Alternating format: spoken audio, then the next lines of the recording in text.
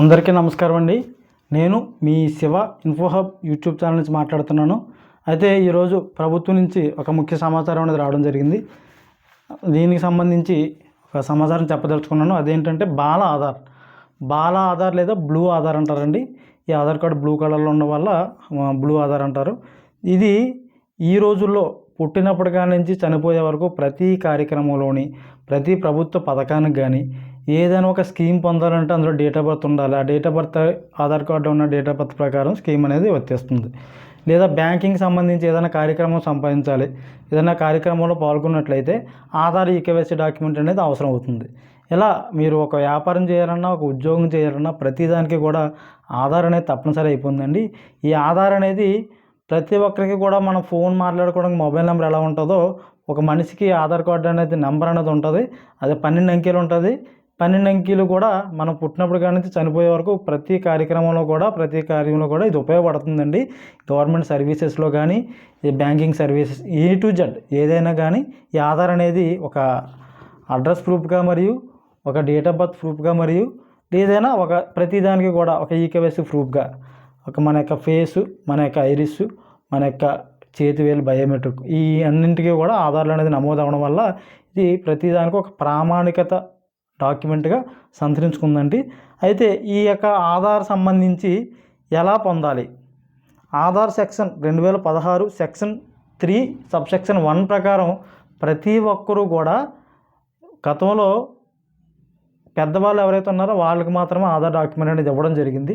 అయితే ఈ యొక్క యాక్ట్ 2016 ప్రకారం ప్రతి ఒక్కరు కూడా 0 to 5 years వాళ్ళకి కూడా ఆధార్ ఉండాలి అని చెప్పి తప్పనిసరి చేయడం వల్ల ఈ బాలాధార్ అనే కార్యక్రమం అనేది సంతరించుకుందండి. ఈ బాలాధార్ అనేది చెప్పి ఎలా సంపాదించాలంటే మీరు గ్రామీణ ప్రాంతంలో ఉన్నట్లయితే దగ్గరలో ఉన్నటువంటి గ్రామ సచివాలయంలో కొన్ని సర్వీసెస్ అనేది ఇవ్వడం జరిగింది. లేదా గ్రామ పరిధిలో ఉన్నటువంటి పోస్ట్ ఆఫీస్ ఏదైతే ఉందో ఆ పోస్ట్ ఆఫీస్లో కూడా బ్యాంకింగ్ సర్వీసెస్ ఏదైతే చేస్తున్నారో వాళ్ళకి ఈకేవైసీ డాక్యుమెంట్ ద్వారా కూడా ఈ ఆధార్ అనేది సర్వీసెస్ ఇవ్వడానికి అవకాశం ఉందండి. మీరు లేదంటే మండల స్థాయిలో హెడ్ క్వార్టర్స్లోని ఆధార్ సర్వీసెస్ సెంటర్స్ అనేది ఇవ్వడం జరుగుతుంది. అక్కడికి వెళ్ళి కూడా మీ యొక్క బాలాధార్ అనేది తీసుకోవడానికి అవకాశం ఉంది. ఈ బాలాధార్ అనేది ఎవరికి వస్తుందంటే 0 to 5 years అంటే అప్పుడే పుట్టిన బిడ్డ నుంచి 5 సంవత్సరాల లోపు ఎవరైతే ఉన్నారో వాళ్ళకి బాలాధార్ అనేది తీసుకోవడానికి అయితే అవకాశం ఉంటుందండి. అయితే ఈ బాలాధార్ అనేది ఎలా తీసుకుంటారు, ఎలా తీసుకోవాల్సి ఉంటుంది, దానికి ఏ డాక్యుమెంట్స్ ఇవ్వాల్సి ఉంటుంది అంటే మీరు పుట్టినప్పుడు కంపల్సరీగా ప్రతి ఒక్కరు కూడా డేట్ ఆఫ్ బర్త్ సర్టిఫికేట్ అనేది ఒకటి ఇవ్వడం జరుగుతుంది. అదే మీరు హాస్పిటల్లో పుట్టినట్లయితే హాస్పిటల్లో ఒక రిసిప్ట్ ఇస్తారు మీరు పుట్టినట్టుగానే. ఆ రిసిప్ట్ పట్టుకొని వెళ్ళి దగ్గరలో ఉన్నటువంటి వార్డు సచివాలయం అయితే వార్డు సచివాలయము, లేదు దగ్గరలో ఉన్నటువంటి మున్సిపాలిటీ పరిధి అయితే మున్సిపాలిటీలోకి వెళ్ళి ఆ యొక్క రిసిప్ట్ కానీ ఇస్తే మదర్ మరియు ఫాదర్ యొక్క ఆధార్ కార్డులు ఇవన్నీ ఇస్తే వాళ్ళు ఈ యొక్క మదర్ మరియు ఫాదర్ యొక్క పేర్లు వాళ్ళ ఆధార్ నెంబర్స్ ఎంటర్ చేసి మీకు ఒక డేట్ ఆఫ్ బర్త్ సర్టిఫికేట్ అనేది ఇవ్వడం జరుగుతుంది.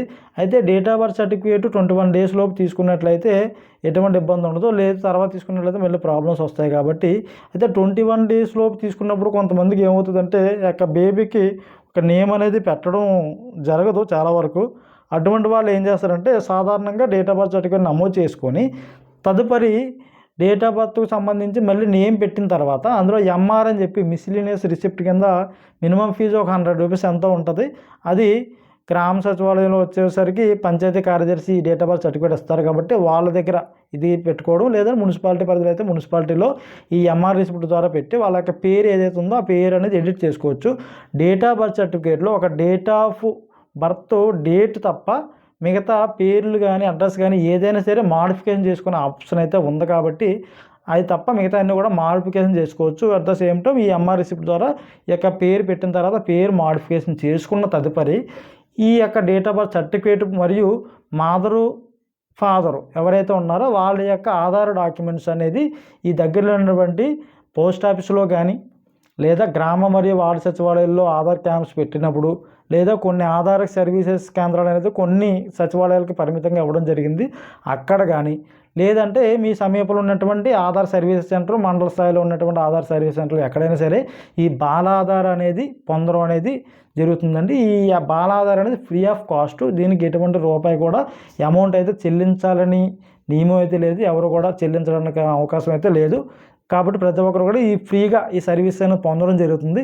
దీనికి మదరు మరియు ఫాదర్ యొక్క ఆధార్ కార్డులు మరియు డేట్ ఆఫ్ బర్త్ సర్టిఫికేటు, తర్వాత ఫోటో, ఫోన్ నెంబరు, చిన్నపిల్ల బేబీ, అదే ఇవన్నీ కూడా తీసుకొని వెళ్ళి ఈ యొక్క ఆధార్ అనేది పొందడం జరుగుతుంది. ఈ డీటెయిల్స్ అన్నీ కూడా ఆ ఆధార్ సర్వీస్ కేంద్రంలో వాళ్ళకి ఇచ్చినట్లయితే ఒక అప్లికేషన్ ఫామ్ ఇస్తారండి. అది ఫిలప్ చేసిన తర్వాత ఈ మొబైల్ నెంబర్ ఇవన్నీ కూడా అందులో ఫిలప్ చేయాల్సి ఉంటుంది. ఈ మొబైల్ నెంబర్ ఫిల్ చేసేటప్పుడు కూడా మీరు ఏదైతే వర్కింగ్ కండిషన్లో ఉందో, ఎప్పటి నుంచో వాడుతున్న మొబైల్ నెంబర్ ఉందో అటువంటి మొబైల్ నెంబరే రన్నింగ్లో ఉన్న మొబైల్ నెంబర్ ఇచ్చినట్లయితే భవిష్యత్తులో రేపు పొద్దున్న ఆధార్ అనేది కంప్లీట్ అయిన తర్వాత 60 రోజుల్లో మనకు పోస్ట్లో వస్తుందండి. ఒకవేళ ఇన్కేస్ ఏదైనా కారణం వల్ల అది రావడానికి డిలే అయినట్లయితే, ఏదన్నా సర్వీసెస్కి అత్యవసరం ఆధార్ నెంబర్ అవసరం అన్నప్పుడు మీకు ఆధార్ ఎన్రోల్మెంట్ అంతా పూర్తయిన తర్వాత ఒక అక్నాలజ్మెంట్ రిసిప్ట్ లేదా ఎన్రోల్మెంట్ నెంబర్ అనేది అందులో ఉంటుందండి. ఆ ఎన్రోల్మెంట్ నెంబరు మరియు ఆధార్ ఎప్పుడైతే మీ డీటెయిల్స్ అన్నీ అప్డేట్ చేశారో అందులో డేటు, టైము, సెకండ్స్తో పాటు డీటెయిల్స్ అన్నీ కూడా వస్తాయండి.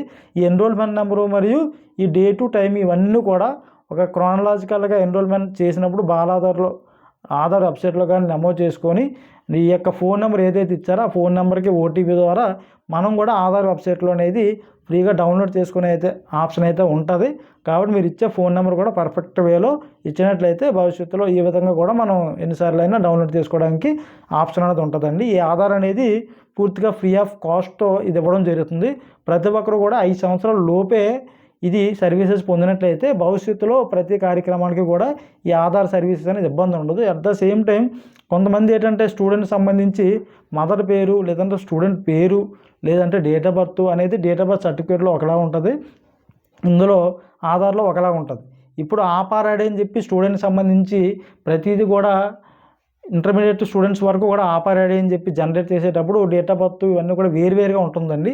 దీన్ని ఉద్దేశించుకొని ఇప్పుడు ఎవరైతే బాలాధార్ చేసుకున్నట్లు ఉన్నారో వాళ్ళు కంపల్సరీగా ఈ మదర్ పేరు, ఫాదర్ పేరు, డేట్ ఆఫ్ బర్త్ ఇవన్నీ కూడా డేట్ ఆఫ్ బర్త్ సర్టిఫికేట్లోని పర్ఫెక్ట్గా నమోదు చేసుకున్నప్పుడు పర్ఫెక్ట్ వేలో నమోదు చేసుకొని తదుపరి ఆధార్ ఎన్రోల్మెంట్ సెంటర్లో కూడా ఆ విధంగానే నమోదు చేసుకున్నట్లయితే భవిష్యత్తులో ఎటువంటి సమస్య కూడా రాదు.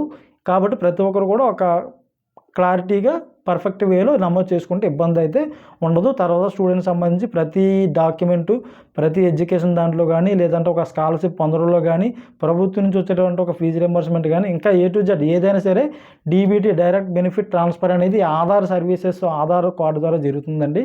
కాబట్టి ప్రతి ఒక్కరు కూడా ఈ బాలాధార్ అనేది పొందిన తర్వాత 60 రోజుల్లో పోస్ట్లో వస్తుంది. వచ్చిన తర్వాత మళ్ళీ 5 years అయిన తర్వాత బేబీ ఎవరైతే 5 years ఉన్నారో అప్పుడు దగ్గరలో ఉన్న ఆధార్ కేంద్రంలో సేమ్ మళ్ళీ ఇలాగే వెళ్ళిన తర్వాత వాళ్ళకి ఈకేవైసీ, బయోమెట్రిక్ మరియు ఐరిస్, ఫేసు, మొబైల్ నెంబర్ అయితే మొబైల్ నెంబరు, లేదా ఇంకేమైనా పేర్లో ఏమైనా మోడిఫికేషన్ ఉంటే అవన్నీ కూడా చేసుకున్నట్లయితే భవిష్యత్తులో ఎటువంటి సమస్య ఉండదు. అప్పుడు పూర్తి స్థాయిలో ఈకేవైసీ ఎప్పుడైతే అయిందో అప్పుడు మరలా వైట్ కలర్లో ఈ ఆధార్ కార్డు అనేది జనరేట్ అయ్యి మనకి మళ్ళీ 60 daysలో మనకు పోస్ట్లో ఆధార్ కార్డు అనేది వస్తుంది.